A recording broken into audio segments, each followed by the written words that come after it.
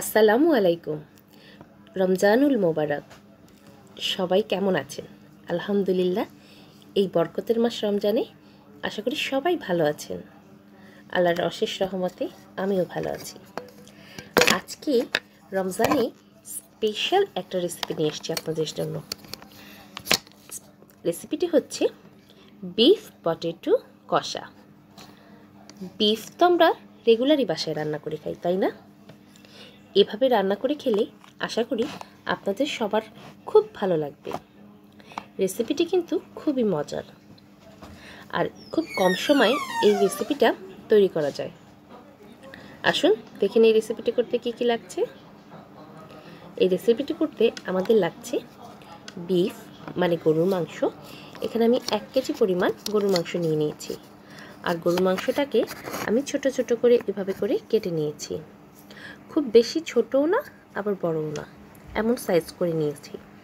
আর 2টো আলু ছিলে আমি এভাবে টুকরো করে নিয়েছি। আর টমেটোর পিউরি করে নিয়েছি এখানে 1 কাপ। আর এখানে আমি গরম মশলা নিয়েছি, তেজপাতা, লবঙ্গ, দারচিনি, এলাচ। আর এখানে আমি নিয়েছি গুঁড়ো মশলা 1 চামচ হলুদ, 1 চামচ মরিচ ও 1 চামচ ধনিয়া গুঁড়া। আর এখানে 2 চা চামচ পরিমাণ আদা পেস্ট। আর নিয়েছি এখানে আমি 6 থেকে 7টি পরিমাণ পেঁয়াজের পেস্ট। তাহলে আসুন আমরা কিভাবে তৈরি করছি এই বিফ পটেটো কষা দেখে নিই। প্রথমেই চুলায় একটি ফ্রাই প্যানে তেল দিয়ে তার ভিতরে আমি আলুর টুকরোগুলো দিয়ে দিচ্ছি।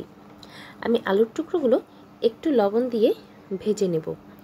এতে কিন্তু আলুর স্বাদটা বেড়ে যাবে এবং তরকারিটা দেখতেও খুব ভালো লাগবে এবং খুব সহজেই আলুটা সিদ্ধ হয়ে যাবে।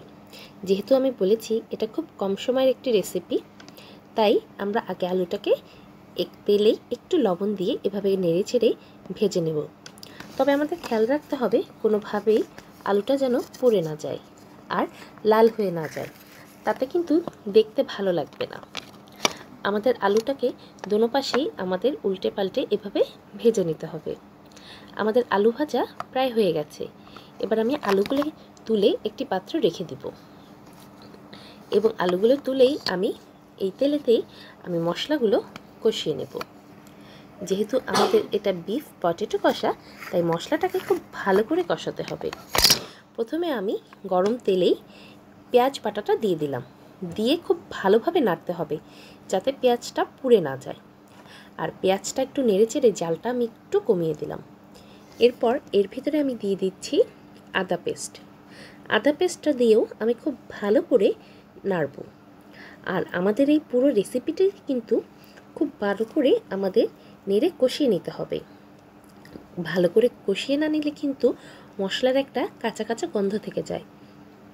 এতে কিন্তু খেতেও খুব একটা ভালো লাগে না, দেখতেও ভালো লাগে না। আর আমি এই পর্যায়ে দিয়ে দিচ্ছি একটু পানি দিয়ে মশলাটাকে খুব ভালোভাবে কষাবো, যাতে আমাদের মশলাটা ভালোভাবে কষে সিদ্ধ হয়। আর এখন আমি দিয়ে দিচ্ছি গরম মশলাগুলো। গরম মশলাগুলো দিয়ে আমি আবার মশলাটাকে ভালো করে নাড়া দিয়ে নেব। আর আমাদের কিন্তু ঘন ঘন নাড়তে হবে। আর এখন আমি এর ভিতরে যে টমেটো পিউরিটা করেছিলাম সেই পিউরিটা আমি অ্যাড করে দিয়েছি। এই রেসিপিতে কিন্তু আমি কোনো সস ব্যবহার করব না। যে পাকা টমেটো বাজারে কিনতে পাওয়া যায় সেই টমেটোটাকে আমি ইনস্ট্যান্ট ওটাকে আমি ব্লাইন্ডারে পেস্ট করে তারপরে আমি এতে ব্যবহার করেছি। সস দিলে কিন্তু স্বাদটা অন্যরকম হয়ে যাবে।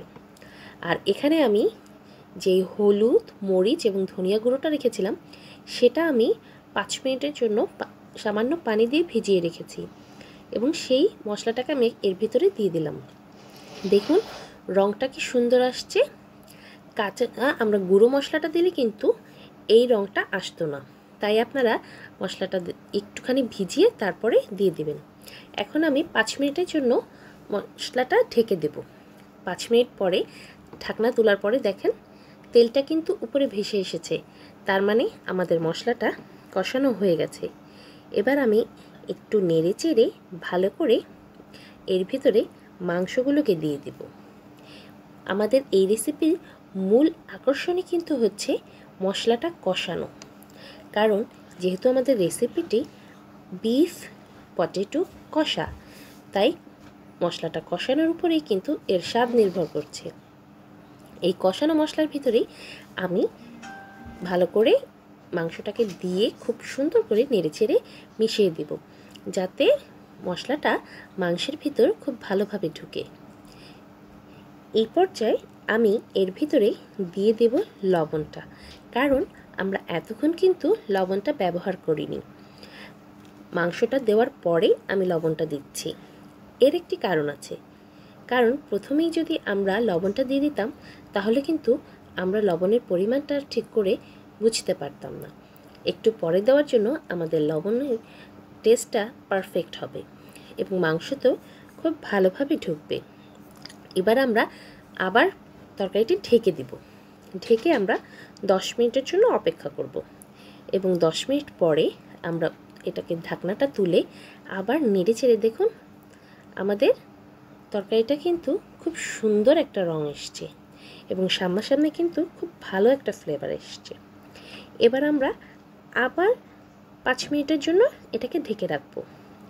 এবার ঢাকনাটা তুলে আমরা এর ভিতরে যে আলুটা ভেজে রেখেছিলাম সেই আলুটা আমরা দিয়ে সুন্দর করে নেড়ে চেলে একদম মশলাটার ভিতরে, যাতে আলুটার ভিতরে ভালো করে মশলা ঢুকে, সেই জন্য এপাশ ওপাশ করে খুব ভালো করে নেড়ে আমরা এটার ভিতরে একটু পানি দিয়ে দেব, যাতে যতটুকু আমরা ভেজেছি কিন্তু একটু যাতে কাঁচা না থাকে। সেই জন্য আমরা একটু পানি দিয়ে আমরা এটাকে নেড়ে ছেড়ে আবার ঢাকনা দিয়ে ঢেকে রাখবো। কিন্তু একটা জিনিস খেয়াল রাখতে হবে, খুব বেশি পানি কিন্তু না। দেখুন এখানে কিন্তু আমি সামান্য পানি দিয়েছি, মাত্র 1.5 কাপ। অল্প পানি দিয়ে আমরা এভাবে করে ঢাকনাটা দিয়ে তরকারিটাকে ঢেকে রাখবো এবং 10 মিনিটের জন্য অপেক্ষা করব। আর 10 মিনিট পরে দেখুন তরকারিটা ঠিক এরকম হয়ে এসছে। কি সুন্দর লাগছে দেখতে, তাই না? একদম লোভনীয়, মনে হচ্ছে এখনই খেয়ে ফেলি। দেখতে যতটা সুন্দর লাগছে, খেতেও কিন্তু খুবই সুস্বাদু হয়েছে। আপনারা যখন এটি বাসায় ট্রাই করবেন তখন আপনারা খুব সুন্দর একটি ডিশে এটাকে সবার সামনে সার্ভ করবেন। আমি এভাবে করে এটাকে সার্ভ করেছি একদম গরম গরম। আপনারা এটা গরম ভাত, পোলাও, রুটি, পরোটা যে কোনো কিছুর সাথেই কিন্তু এটাকে আপনারা খেতে পারবেন। রাতের খাবার অথবা সেহরিতে যে কোনো বেলাতেই কিন্তু আপনারা এই বিফ পটেটো কষাটা সবার সামনেই পরিবেশন করতে পারেন। আশা করি ছোট বড় সবাই এটি খেয়ে খুব মজা পাবে। খুবই মজার একটি রেসিপি, অবশ্যই বাসায় আপনারা ট্রাই করবেন বিফ পটেটো কষা। সবাই এই রমজানে সুস্থ থাকবেন, সাবধানে থাকবেন এবং ঘরে থাকবেন। আল্লাহ হাফেজ।